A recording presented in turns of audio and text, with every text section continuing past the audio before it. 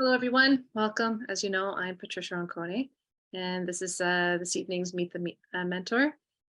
Um, you're familiar with Mastrius, most of you, correct? Obviously, and Mastrius is a community of artists who are looking to move their skills to the next level. Some people are just starting out, some are um, emerging to professional, but all are learning something new. And I've been with Mastrius for about 2 years, and I've loved every minute of it. And I look forward to working with Kaitlin as her navigator. So we begin next week on June 14th, I believe, 7 o'clock EDT time. Kaitlin, Mhm. tell us a little bit about your process. How did you begin? Where did you study? Did you have any mentors of your own that inspired you? Yeah. So I actually started college in an interior design program. And I think I got to about the second semester and people were dropping out like crazy. I guess what they do is the first semester of the interior design program is super, super intense. And I think they do that on purpose to kind of wean out the people that either aren't really there like are that interested in it. But we had to take a drawing class, which was in the fine arts building, which was the building beside where all of the interior design classes were. And I just remember walking through the halls and just looking at the artwork and the printmaking studio and the painting studio and just thinking that I was in the wrong program. So I ended up speaking with the program coordinator and showing him my portfolio of basically what I did in high school and what I had done so far in interior design. And he said, "Oh, yeah, you'll be fine." And gave me the option to either switch right away or kind of defer until the fall semester and start with everybody else. So I waited until the fall. And so I did my fine arts diploma at Georgian College, which is in Barrie here in Ontario. So that was a 3-year fine arts advanced program. And then they have a partnership with NASCAD University, which is in Halifax, Nova Scotia. So I received my BFA from NASCAD. So I was there from about August to August. I graduated in 2013. I was there for about a year. And yeah, and then I moved back, lived in Toronto for about 2 years. And then we moved back closer to home. I wasn't able to get a job in my field and it was just financially, it was a much better decision to move back closer to home for us at the time. So, and yeah, I live in Uxbridge now, which is just a small town. But our families are all close by, and so it's yeah, it's nice to be closer to home and much more affordable. Yeah, things are very expensive nowadays. Yeah, definitely. So how long you've been working with the medium? How have you developed Yeah, the channel and yeah. So I kind of did a bit of everything in college. I really loved printmaking. So I did a lot of printmaking. We had a drawing class, so I was also drawing as well. And then I think in that drawing class, I was using colored pencils on paper. I was also painting. I even did a little bit of sculpture at one point, I think in my third year, where I made molds of a scarf, and then they were hung vertically up on the wall. So for some reason, when I was in school, I always kind of thought you had to be a painter in order to be considered an artist or a successful artist. So I just kept going with painting. And then once I started exhibiting at the shows in Toronto, I kind of realized that the biggest category of all of the shows was painting. And I had always felt like my drawing skills were stronger than painting. So I was already kind of drawing on paper and painting at the same time. But I was wondering if there was a way that I could draw on a different surface so I didn't have to frame it, because framing costs are always so expensive. So I tried drawing on the wood panel.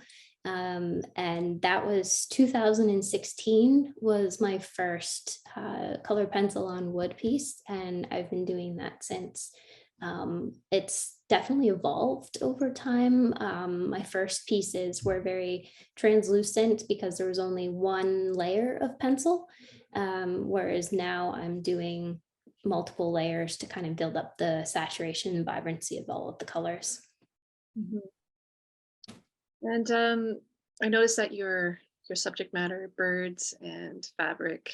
Can you tell us a little bit more about why birds and scarves and Yeah. So the fabrics, I've kind of recently realized that just with looking at all of the titles of my work, a lot of them have to do with the passage of time. So I think my reasoning behind the fabrics is once you arrange that fabric and you take its photograph, and Brittany, maybe you can kind of relate to this in a way, you're kind of capturing that fabric in its current form in that moment, and it will never be like that again, because there's no way that you can recreate a specific knot or a specific fold. So to me, my work kind of has to do with the passage of time, capturing something in that moment, and it will never be that again.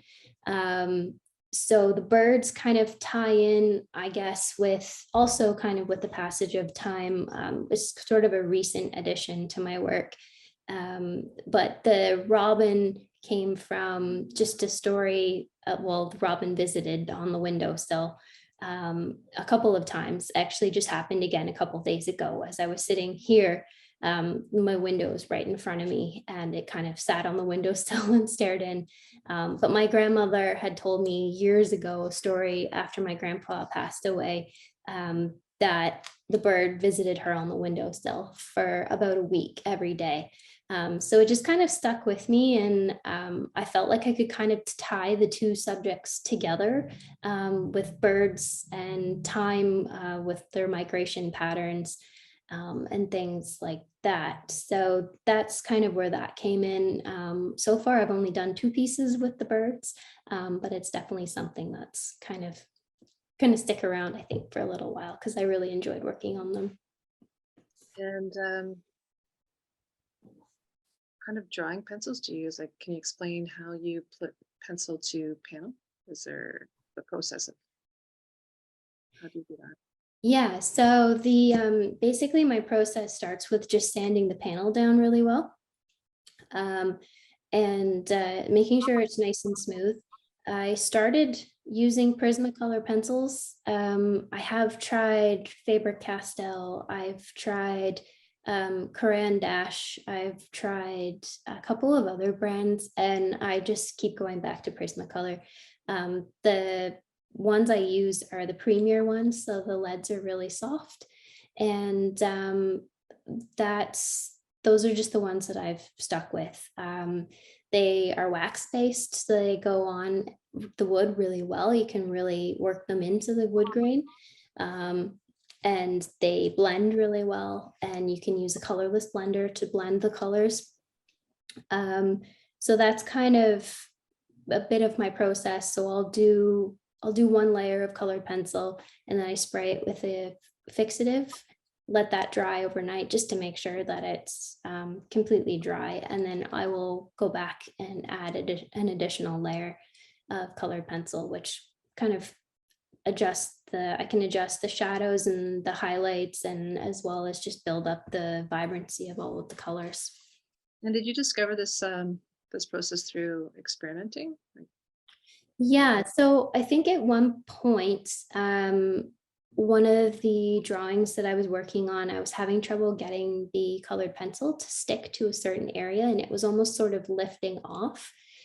So I had kind of thought, okay, maybe if I spray it with my fixative, let that dry, and then go back over top of it, that it'll then cover the little spot that wasn't sticking. And then at that point, I had realized that the color was a lot more vibrant, and I could really layer on a lot more color to really improve the detail of the drawing. So it was kind of by accident, I guess, that I discovered that I could really kind of make them more painterly and less grainy, that like colored pencils are kind of known for that grainy texture. And where do you see, have you thought of other ways to, just in terms of the birds and putting in other subject matter in, or is it? Not as of yet. I've kind of been playing around with pattern a little bit more, by playing with having sort of a formed fabric in the middle, and then either making my own pattern from that fabric, and then putting that in background as sort of like a different, I guess you have kind of a 3-dimensional and then a 2-dimensional element on the same panel. So I've kind of been playing around with different patterns, creating my own patterns from an existing pattern, and playing around with things like that. Does anybody else have any questions that they would like to know about her process? Yeah. I just love hearing you talk about like the form and of it. Like that's what I'm curious about, is like what like I love the 3-dimensional and the 2-dimensional, that play between the two of them. That's like super exciting. Yeah. And so like, you're creating a knot out of them, or you're spinning them around, and in the way that you're creating the forms, like what is it about that I don't know, that interests you, or how do you arrive at certain shapes and forms, and how like important is that as part of your process? Mm-hmm. Yeah, I think probably the more folds. I love knots, which I'm sure that you can probably relate to. There's just something so interesting about it, because you have that sort of center focus of where the knot is, but then there's a lot more going on outside of that knot as well when the fabric's tightened. And I guess I'm just always kind of looking for different folds, things that are interesting. I really just go by gut. I take a lot of reference photos and I'll look at them all on the screen, and immediately I can pick out the ones that, oh, I think that'll make a really good drawing, because there's a lot of interesting folds, and there's different, I guess, making sure that it's kind of, the photo's kind of the right scale for the piece that I'm working on. I'll often make a little viewfinder out of cardboard, just so it's cut down to size. So I'm not trying to squish in too much information into a small space. But yeah, I think a lot of it is just going by gut, of what I think is going to make an interesting drawing. And that usually has lots of folds and kind of twists and things like that. Yeah, it's really neat to see like it take on that sculptural aspect. Even the ones that you've cut out, like you've drawn and you actually cut out the shape of the hanging fabric, and the shapes panels were they were really fun to work on. Huge learning curve. I'm not a huge fan of power tools, so I was really worried. The scroll saw is actually quite quiet, so luckily for me. But yeah, I had to buy a scroll saw and kind of do a couple of practice pieces, and it's fairly simple to use, thankfully.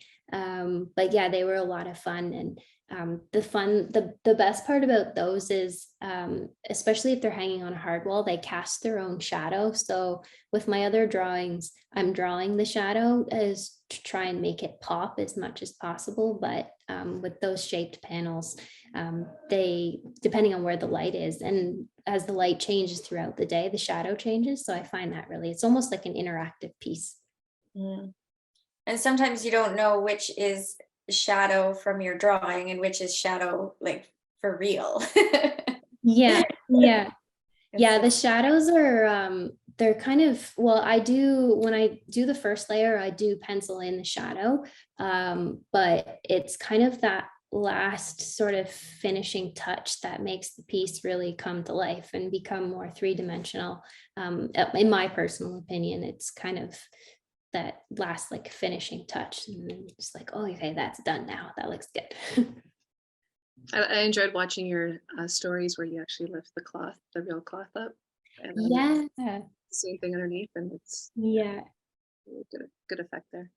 Yeah, I'll have to do some more of those videos because they're fun. I know there's been a few times where I have put my reference photos into the same photo album as my finished drawings, and from afar I can't tell which is the finished drawing and which is the reference photo, so I'm like, oh, I need to stop doing that, putting them all together. And this, I was like, well, that's kind of a good thing, at least it looks somewhat close and similar to the reference photo, so I know I've done a good job. Exactly.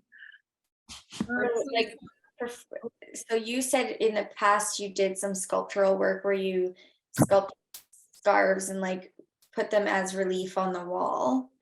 And do you anticipate doing more sculptural work? Because that sort of play between the 2D, 3D seems important. But do you anticipate doing, like, do you see your work going in more in that direction in the future, or do you keep it sort of in between?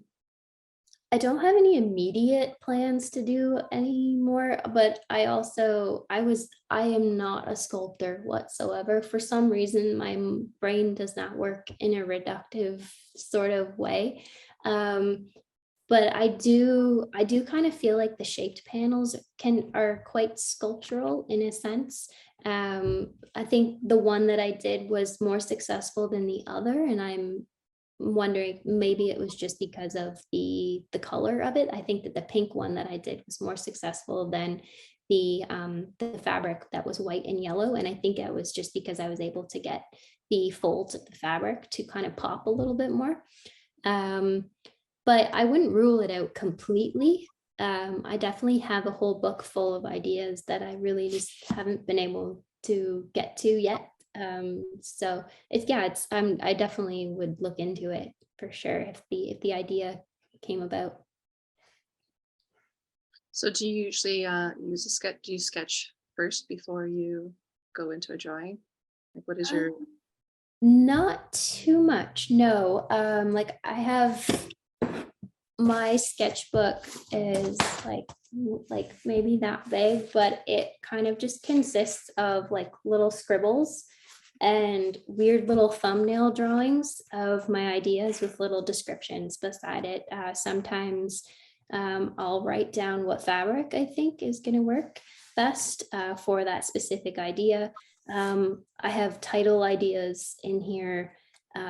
That's probably the closest thing that I've ever kept to a sketchbook. I've never been much of a sketchbook person. So I usually just start right on to the panel using my reference photo, and I do use a projector to get the image onto the panel because it just allows you to sort of rescale it. You can make it bigger, you can make it smaller, you can adjust it side to side, and it just saves so much time, especially when you're doing something like pencil, which is super time consuming, and it just makes it a lot faster. I'd like to welcome Baista to the call, and she has a question here. How do you come up with titles? She finds it difficult to come up with titles. What inspires you? I would agree. Titling is very difficult. Sometimes I have a title in mind that I want to use, and then I kind of make the work based off of that title. And then sometimes it works in the opposite way, where I just have an idea for the work, and then I worry about the title afterwards.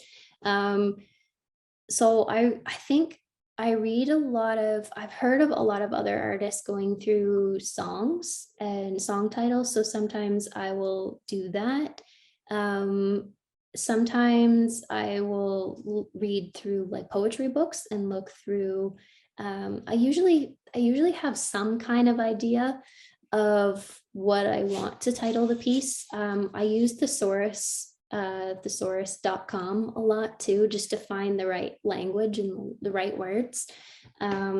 But yeah, titles can be really difficult. I also just will write down anything that pops to mind and just do, I think they call it like a brain dump, of basically anything that comes to mind, just write it down on a piece of paper, and then you can kind of go from there with your titling. Excuse me. I have to run in like a minute, but I wanted to ask you Yeah, one no question. problem. What is your next show? Where are you showing next, and what are you showing? Yeah, so the next show I have coming up is July 7th to 9th, and that's the Toronto Outdoor Art Fair. That one happens downtown Toronto at Nathan Phillips Square, and it's right beside City Hall. Yeah, so that'll be, I think this will be my eighth year or ninth year at that show. Yeah, so it's a really huge show, really awesome, a huge diverse like group of artists and artwork. They have craft, jewelry, pottery, painting, drawing, printmaking, like everything. So it's a really awesome show. So are you there this year, Samantha? I'm No. not. I just did the artist project this year, so Yeah. I got a limited trips to Toronto. Yeah, of course. That totally makes sense. Both are. Awesome. Well, good luck today. Thank you so much for having me. Yeah, thanks so much for coming, Samantha. It was so good to see you. Nice to meet you. Yeah. Yeah, I've been to the Nathan Phillips Square art shows. It's a Nathan How do you? Phillips. I've Yep, been- yeah, Nathan Phillips Square, yeah. And I remember seeing your work at the Artist Project just before COVID. Yeah. Yes, yeah, that was that was a good show. And actually the I guess it was 2021 was the first, no, sorry, 2022 was last year, was the first year I think that it was back after the pandemic. And it was really good. People were still masked up, but people were so happy to just have something to go out and do. And yeah, it was really good.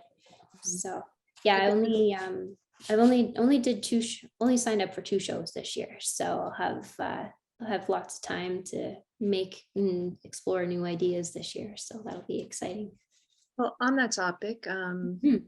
give us a little bit of advice for those who are joining in, and how do you, like, what are the do's and don'ts of applying to shows, and what would you recommend? Yeah, so I would say the first most important thing is to have a consistent body of work. The jurors that are going to be looking at your work want to see kind of a consistent idea. It doesn't always have to be the same medium. You can apply for Toronto Outdoor, for instance. You can apply with 2 different categories. So you could do drawing and painting, but they want to see consistency across your subject matter. And it's usually, I would say, if you can apply, I think with that application, you have to apply with at least 10 pieces. So if you can have at least 10 pieces to apply with, I would say you would probably want more for the actual show. But depending on the sizes, most of my work is quite small, so I feel like I need a lot of work to kind of fill your booth. But you also, that being said, you also don't want to overhang your booth as well, because it can kind of be overwhelming for people if you've got like 50 pieces of artwork crammed into a little booth. Can be a little bit too much. So you kind of want to treat your space in which you're hanging like a gallery and not overhang your work. And, I'm wondering, how long does it take you to create like I don't know, like 8-inch or 6-inch piece? Yeah, so the first layer of pencil I find is the longest. It takes the longest. It's basically, I kind of compare it to like an underpainting that you would do with, say, like acrylic or oil or something. So I would say a small piece is probably, depending on the pattern, if there's a lot of colors and it's a lot of switching back and forth, maybe around 6 hours to do a small piece. The lace pieces always take a really long time because they're so intricate and very slow to do. So the second layer, I would safely say it's maybe about 2 hours less than the first, so maybe 4 hours, because I've already laid down kind of the foundation and it's just sort of getting the colors to be a little bit more saturated. Yeah, and not very often. I used to do 3 layers on every drawing, but I've kind of realized over the last little while that it really doesn't need it. A lot of the third layer is just kind of finicky little touch-ups and maybe brightening highlights and darkening shadows. So the third layer is, there's not a whole lot going on with that. It's kind of just little things that only I would notice. No one would actually notice them. Mhm. I was gonna say, like, because taking into consideration like your drawing time and your photography and editing time, like it does take a long time for you to create. So like, how do you feel around pricing? Because Mhm. that's a good question, because like, I don't know how am I phrasing this. Generally, people price by size, right?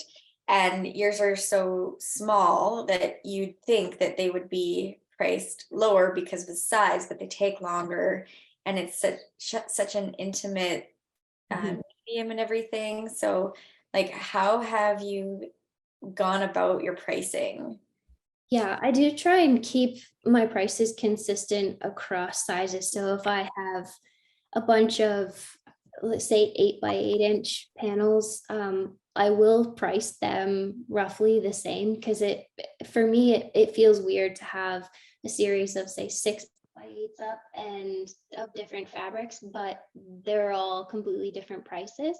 For me, as a buyer, if I was looking at it from a buyer's perspective, that wouldn't make sense to me.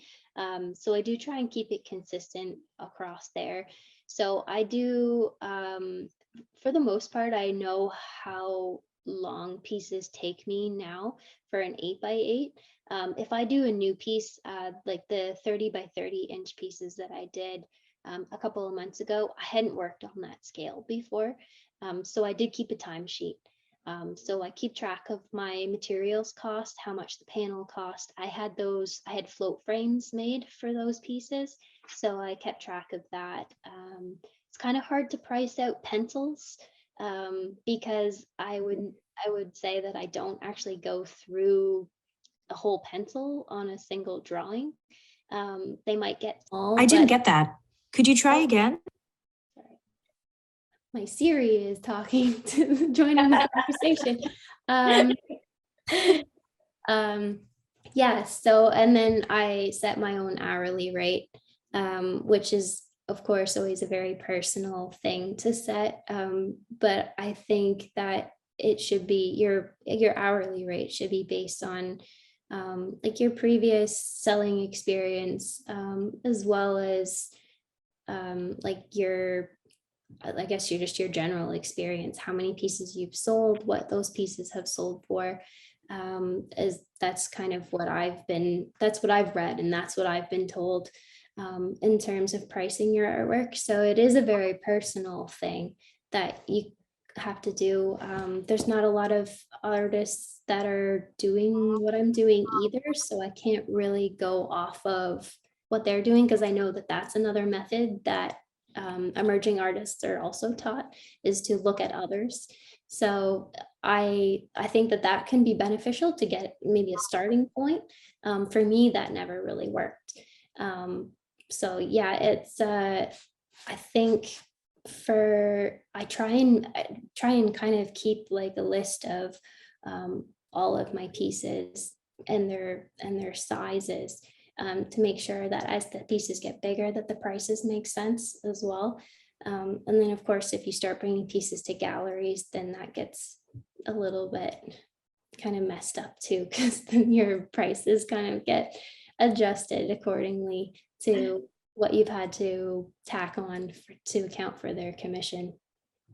Yeah, it's not easy, is it? No, the galleries, and that's why I've only ever given galleries larger pieces, because I feel like I can make those pieces make sense for adding their commission or factoring in their commission. Whereas the smaller pieces, if I'm selling an 8x8 on my website for, I don't know, $350, I can't double that at a gallery and sell it for $700 for an 8x8. Like, it just doesn't make sense. So I make sure that the galleries only get the larger pieces at this point. I think that that's the only way that it would work for me.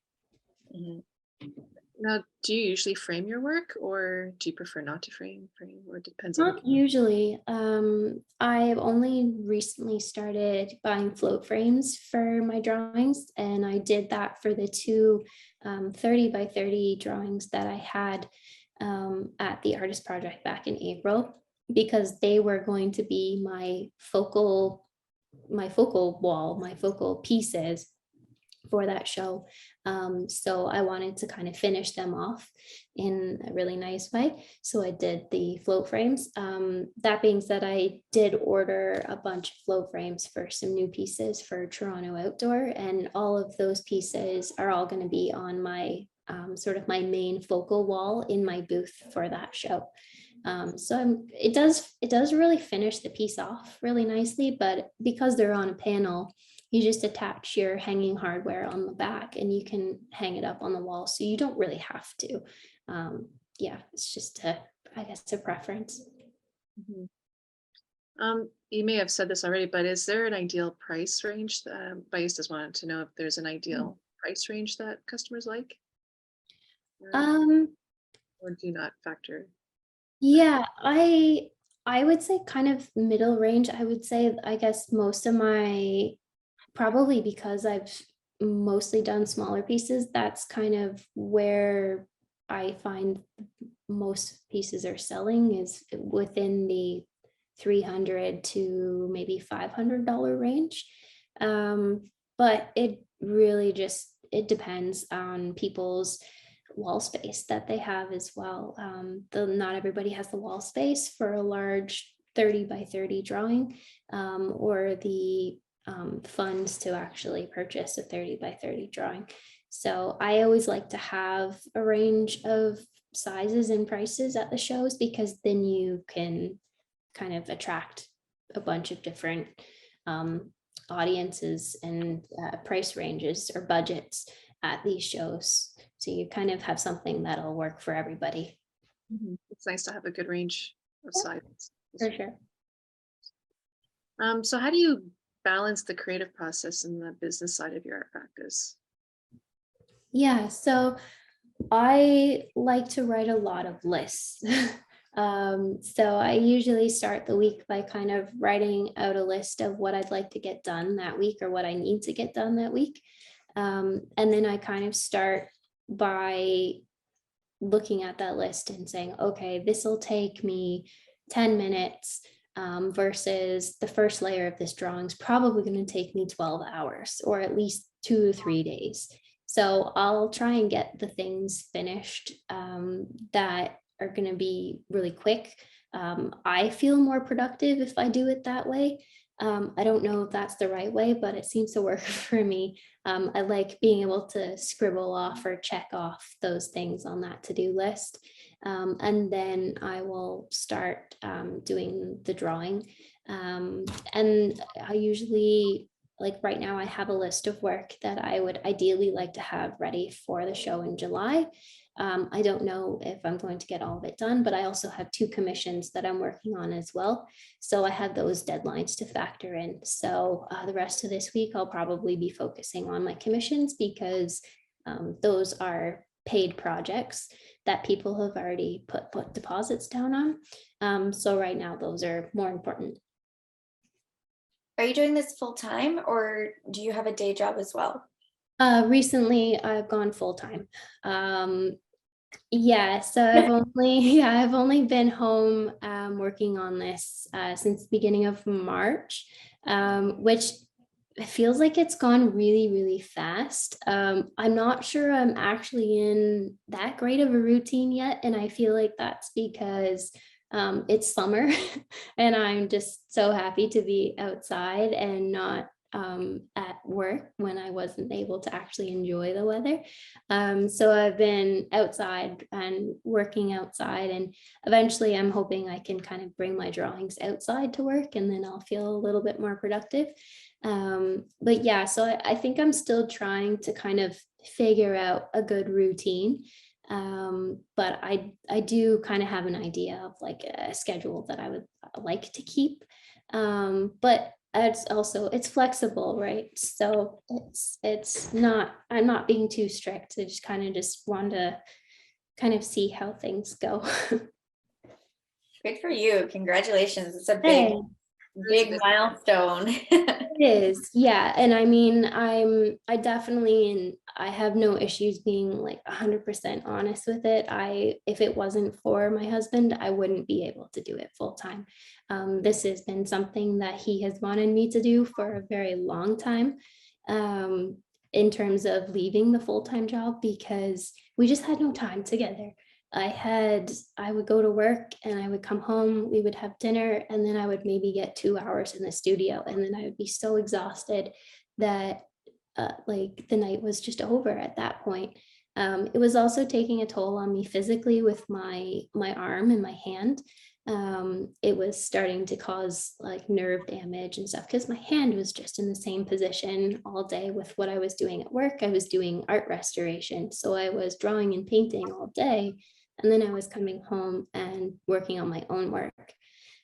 So that it's not something financially that I'm able to support myself with yet. But I'm hoping that having now having the time to actually make the work that I want to make, that could be something that would happen eventually. Once you get the ball rolling and getting everything I hope organized. so. Yeah, yeah. And it's just nice to have the flexibility and have the pressure not there, to actually have to spend every waking moment in my studio as well, because that was really burning me out, I think. So now it's a little bit more relaxed, I think. That's good. And the ideas will flow and Yeah, yeah, for sure. I have time to experiment too, which I think is always really important, because had I not experimented drawing on wood, I probably wouldn't be doing what I'm doing right now. Yeah, So- it's nice to have that mental space, Yeah. where you can like start exploring things. That's Yeah, awesome. for sure. And I actually, I was still at my job when Julia approached me about doing Mastrius, and I was just like, there's no way that I can take this on. Like, I've got way too much between work and my own work and shows. And so I just, like, I couldn't do it at the time. And then when I had finally left, I emailed her back. I'm like, well, I'm interested now. So I'm able to take on more opportunities now, and I've done another workshop in Niagara Falls, and I wouldn't be able to do those things if I was still at my full-time job. So I'm able to say yes to things now where normally I would have had to say no. And I must say, teaching is, I always think, if I can ever offer as much as I actually gain from teaching, that would be amazing. Because teaching, I have learned and grown so much from that being part of my art practice. It's incredible, like what you can gain from, from your Yeah. students. Yeah, for sure. Yeah, I know, me too. I mean, I've taught a few in-person classes, and it's so exciting to see everybody's piece, because at the workshop that I did, we were all drawing from the same reference photo, but everybody's was so different, and everybody's approach was so different. Even though I was going around and assisting with technical stuff, everyone's approach was totally different. So yeah, it's a lot of fun to do the teaching, for sure, and you do learn a ton. Mhm. So I'm sorry, I'm gonna have to head out. I'm just like, Yeah. got my eye on the clock. Yeah. So nice hearing from you, and I want to hear more. I want to, do this again somehow. Yeah, Now for that we have sure. more time. I don't have as much time now that I've got a new baby, but No, of course. I do look forward to connecting some more, and thanks for inviting me. And I'm Yeah, glad. well, thank you so much for joining. That was so nice to chat with you finally. Yeah. All right. You guys have a good night. You too. Thanks, Brittany. Bye. Bye.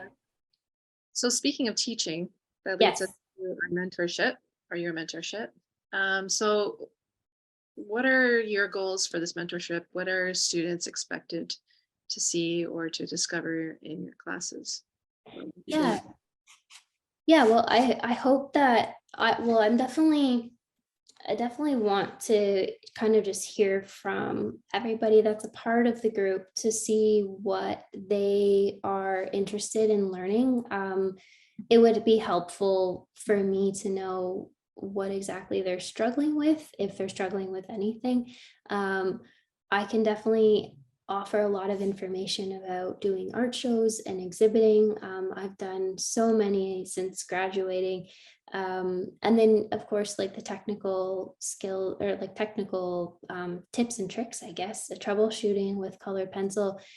Everything I know I've learned from trial and error or just experimenting. So I can at least offer my knowledge of the things that I've learned on a medium that I feel is really underrated. I think colored pencil, I think more people should use it. It's a really good medium and you can really do a lot with it. There's a lot of different techniques that you can use and just to get, and you can get different results than what I think it's typically known to look like. And so how would we start off with the class? So would we find a reference, or would you provide a reference for us, or how would you go about doing that? Yeah, I wonder, I mean, that's something I guess we can kind of chat, I guess, with amongst ourselves. Just to see what everyone would like to do. I do have lots of reference photos. I wonder maybe for like the first project, if we work on the same reference photo, that might be a good way to start. And then we can everyone can kind of branch out and work on their own projects. It's always useful for me to be able to see the reference photos. So as long as we can like share the reference photos back and forth, that would be useful. But yeah, definitely we would definitely eventually kind of work on our own projects. I see here Baisa has a question. I think it's my commissions. How do you keep yourself accountable to follow through apart from commissions? She says she finds it easier to follow through commissions, but harder to do personal projects. She gives up easily, and she likes to congratulate you on being a full-time artist. Oh, thank you. Yeah, I can definitely relate on that. So I prefer to work on my own projects than commissions. I've been really lucky, and for the most part, everyone that I've worked with on a commission has been really, really great and has pretty much given me full creative license on each of the projects. I think I usually am working towards some sort of deadline or show for my own projects, so that definitely keeps me accountable. But I wonder if you're not working towards a show or some sort of deadline, if you give yourself a deadline, say if you, by the end of the week, you have the initial sketch kind of figured out, and then by the following week, set another deadline for yourself. It's also great to, I have an accountability partner and we chat once a month. And I find that to be really good as well. We would often send each other our weekly, I guess, our weekly to-do lists, basically. And then by the end of the week, we would, okay, I accomplished this, this, and this. I still have to do this. And just, we would hold each other accountable for our to-do lists as well. So finding somebody that you can hold you accountable is also beneficial. Those are good tips. So back to the business, Mhm. is it important to have an email list, and how do you go about building that email list?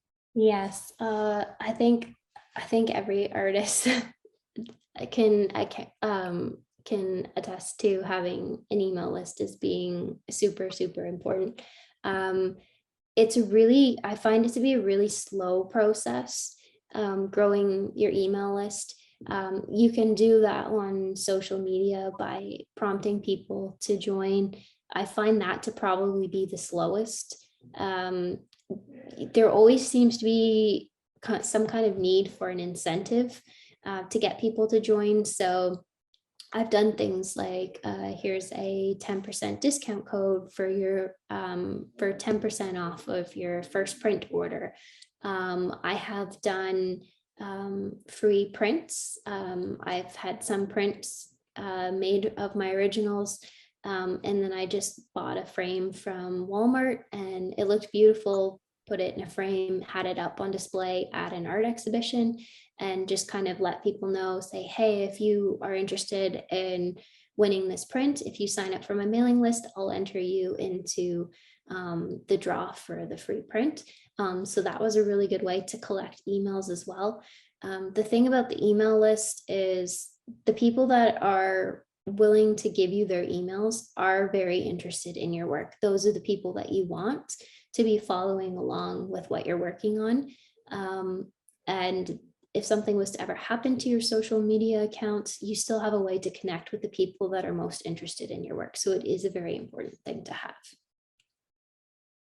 And how can people find you on social media? Yeah, I am on Facebook, and it's Kaitlin Mason Art, and Instagram, which is actually, I can just type it into here probably. I'll just type it into the chat here. And everyone can use You that. have a website. Yep. Vincent.com. Yep, website. And everything is actually, all my socials are just linked right onto my website too. So that would probably be the easiest way. And Instagram.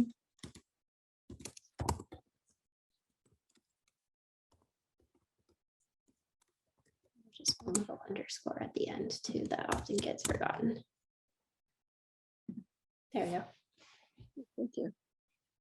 Yeah. So is there anything else you'd like to say about our mentorship, or what we'll be doing, or anything else?